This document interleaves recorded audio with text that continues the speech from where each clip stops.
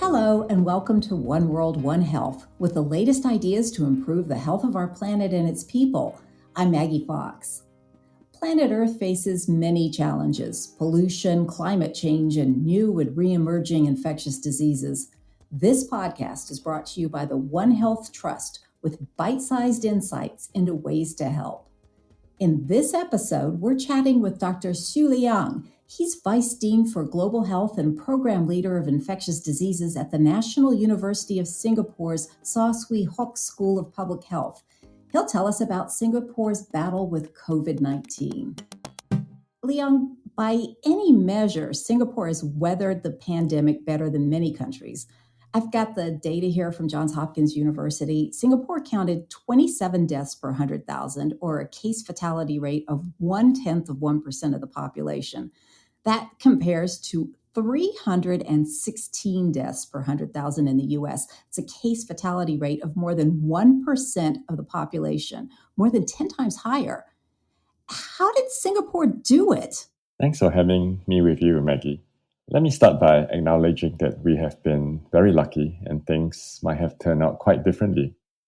Having said that, I think my country made several difficult judgment calls correctly and also implemented several policies well. For example, the initial decisions to minimize the importation and spread of COVID-19, and then to relax measures slowly rather than flip-flop between lockdowns and full reopenings.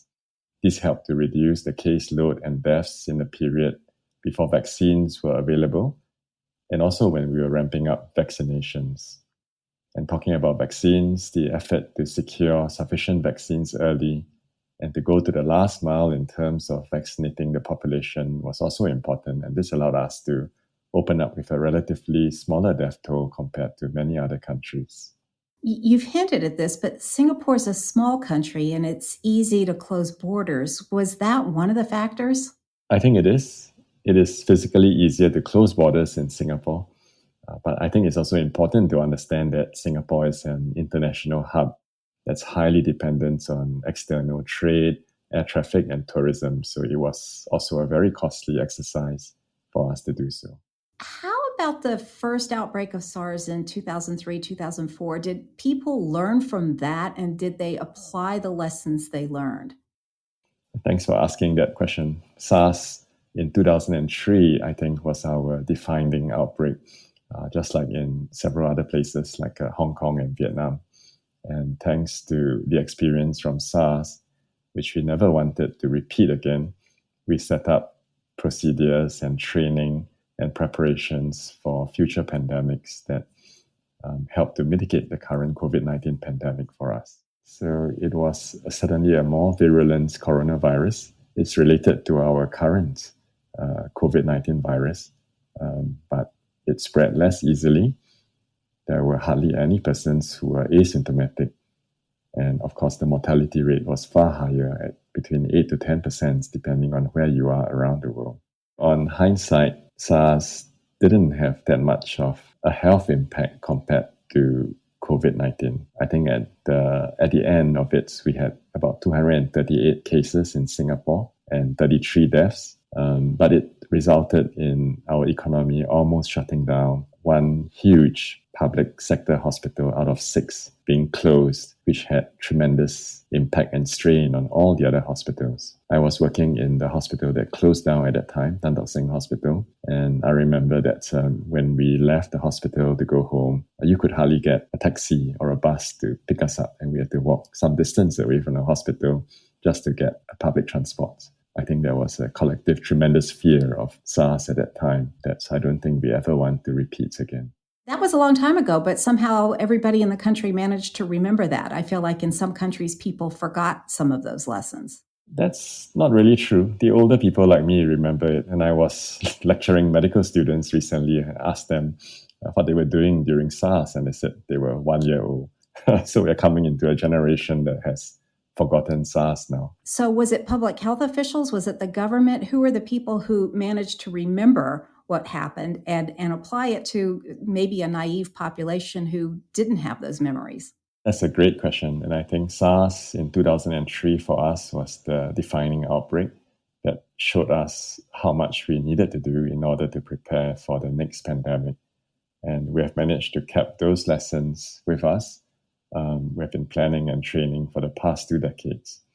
And I think it's quite fortunate that the COVID-19 pandemic, if it had to happen, happened when it did, when the people in the governments and our ministries still remembered SARS and still could apply some of the lessons that we learned very early.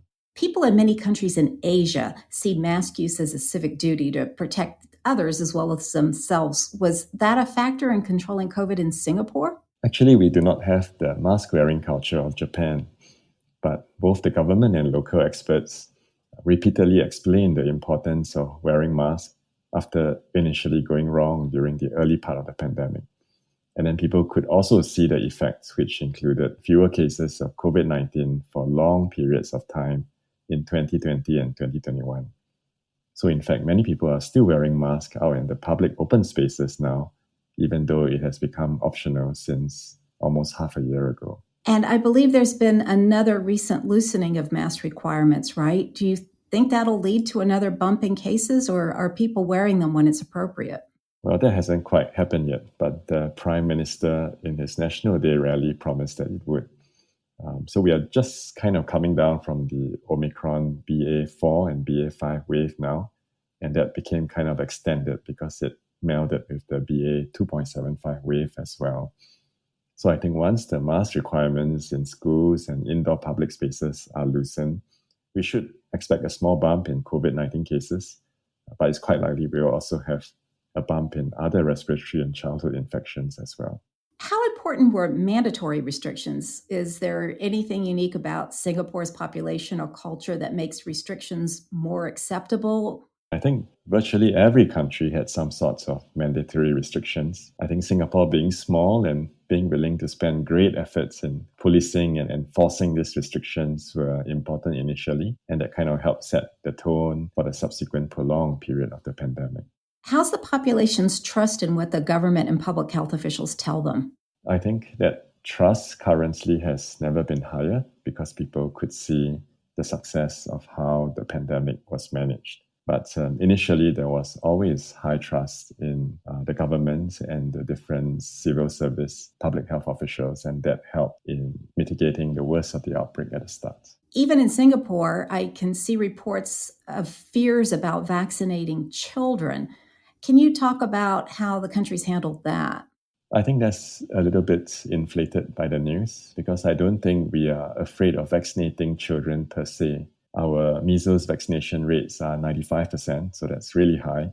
And I think many parents were concerned about the implications of vaccinating children with new mRNA vaccines that don't have a long history of follow-up. So there's this concern about potentially unknown long-term side effects. But we made a huge effort at communicating with the parents through multiple media sources, including schools, social media platforms. And it also helped that by then, virtually all the parents had already been vaccinated for months before the children's vaccination started. So they felt a little bit more confident about vaccinating children. That's right. In fact, we projected, our projections were off the mark in that there were more parents bringing their children for vaccination than we had expected at the start.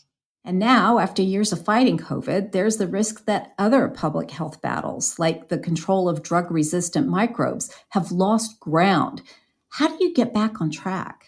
That's a great question. And I think we are finding our way, just like everyone else in the world. Certain things are in our face. So the pandemic is something people remember, and there's a lot of pandemic preparedness activity going on. Other things like antimicrobial resistance, control of non-communicable diseases, that's starting to pick up from where we left off. I think we're in good stead though, because we spoke about the high trust that people have in the public service here. And that's been useful, I think, for translating into action against all these other various conditions.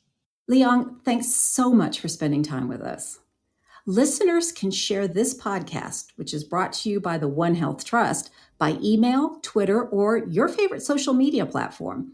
And let us know what else you'd like to hear about at OWOH. That's OWOH at onehealthtrust.org. Thanks for listening.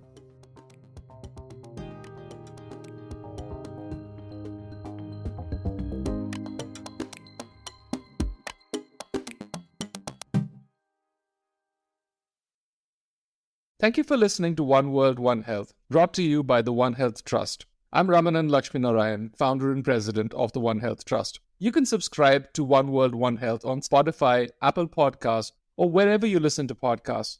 Follow us on social media at One Health Trust, one word, for updates on One World, One Health and the latest in research on One Health issues like drug resistance, disease spillovers, and the social determinants of health.